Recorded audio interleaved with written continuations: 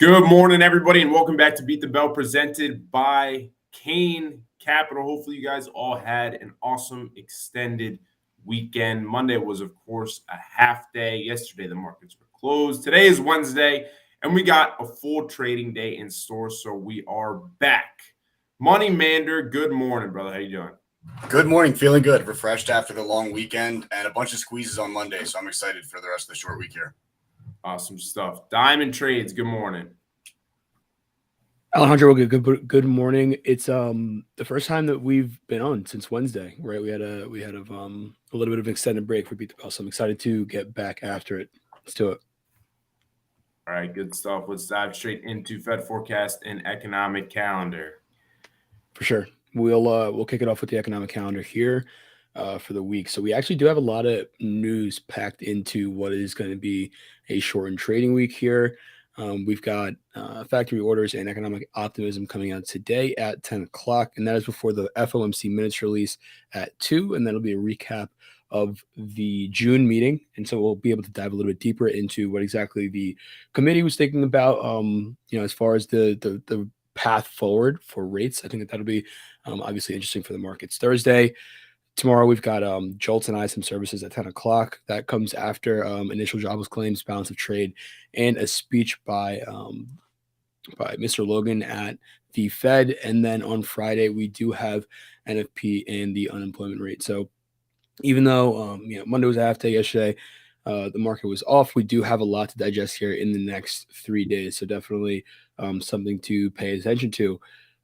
Last week marked the end of the first half of the year, right? And so Q2 came to an end, first half of the year came to an end, and now we're turning the chapter here into the second half of the year. Markets have obviously been a bit calm, with Monday's half day of trading, really on a ton of light volume.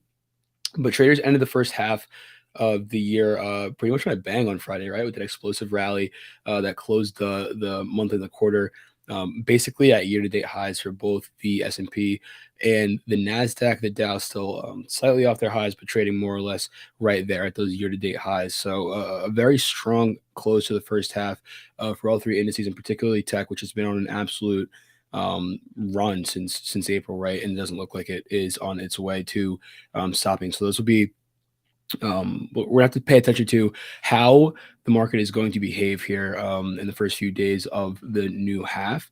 But historically, having a first half like we did this year tends to lead to good news, right, for the second half of the year. So after a strong first half of the year, the S&P 500 historically is more likely to rise in the second half, right? And tends to notch bigger advances, right? According to CFRA analysis. And here's a really interesting stat. The S&P 500 has gained on average 4.2% during all second halves since 1945, right? So over the last 70 or so years, rising 69% of the time. But when the S&P 500 is coming off of a first half gain of 10% or more, the broad index on average adds 8% in the second half and moves higher 82% of the time, right? So that just shows you that the magnitude of those second half moves can be a bit larger depending on what the first half of the year did. And that's exactly what we had this year, right? First half, we have a higher than a 10% gain in the S&P 500. And so, historically, that does mean, 4 out of 5 times second half of the year is going to be pretty strong as well. So bulls do have that in their corner. The last thing that I'll touch on here before passing it to Mander was Tesla was one of the big movers on Monday, even in shortened trading. So Tesla provided the market with some early fireworks during the shortened trading week after they announced that they delivered 466,000 vehicles globally in the second quarter. That was up about 83% from the previous quarter.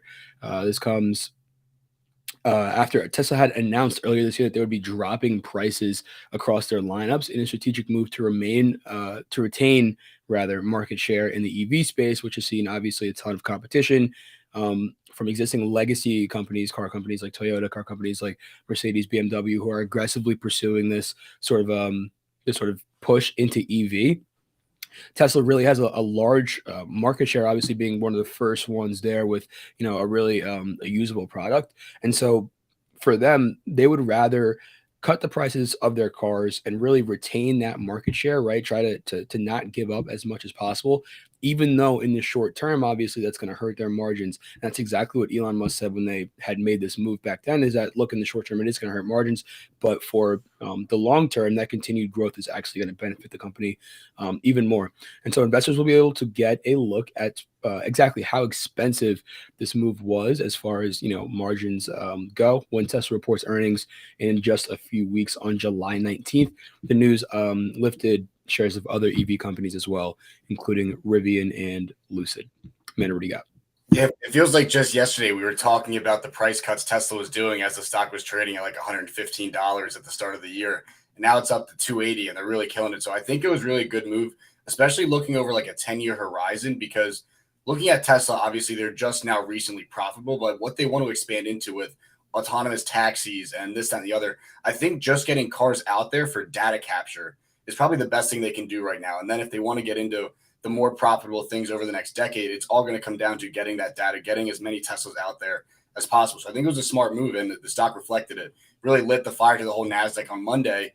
And we also on Monday had ISM manufacturing data get released, with new orders coming in for manufacturing beating expectations, up 3 points from last month. And manufacturing prices came in 2 points under estimates and down from last month. So we're kind of seeing this continued narrative of slow but steady cooling off inflation, and then this continually resilient consumer, which as of late really catalyzed bids in the risk on section of the markets like Tesla's, but even going deeper into the high betas. So as we take a look here at the Russell 2000 with growth versus value stocks here, this is over the past 10 years, but you can really look year to date.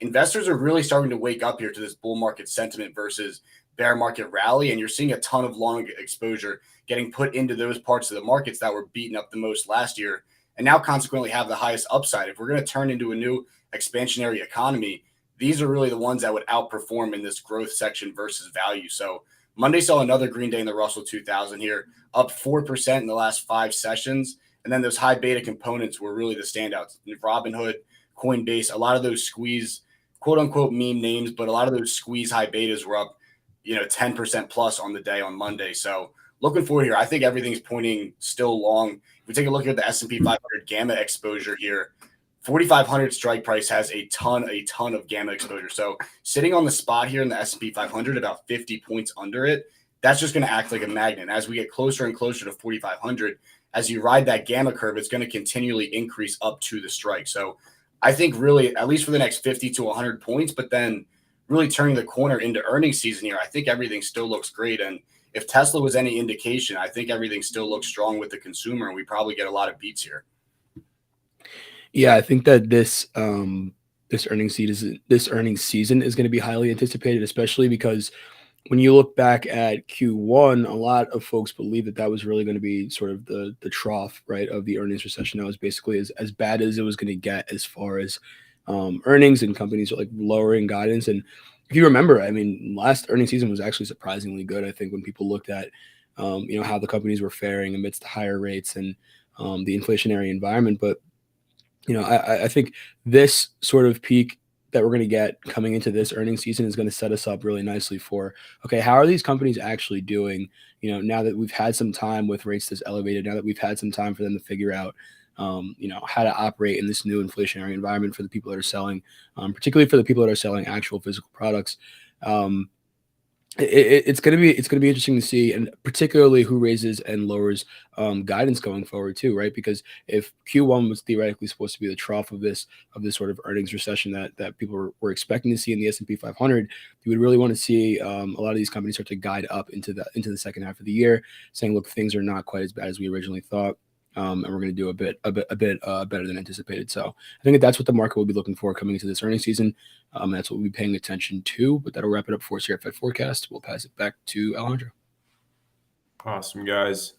Thank you for that. We're going to now take a look at the S&P. Share my screen here, taking a look at the system. So last Thursday, Friday, we began to rally. We broke out of what was a giant bull flag that had formed in the S&P futures.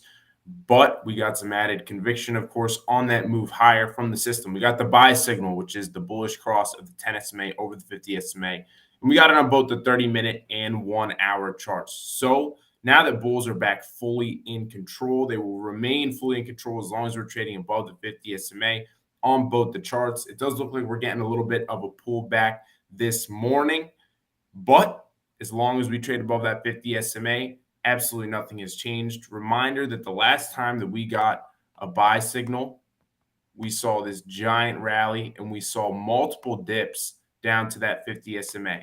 And if we look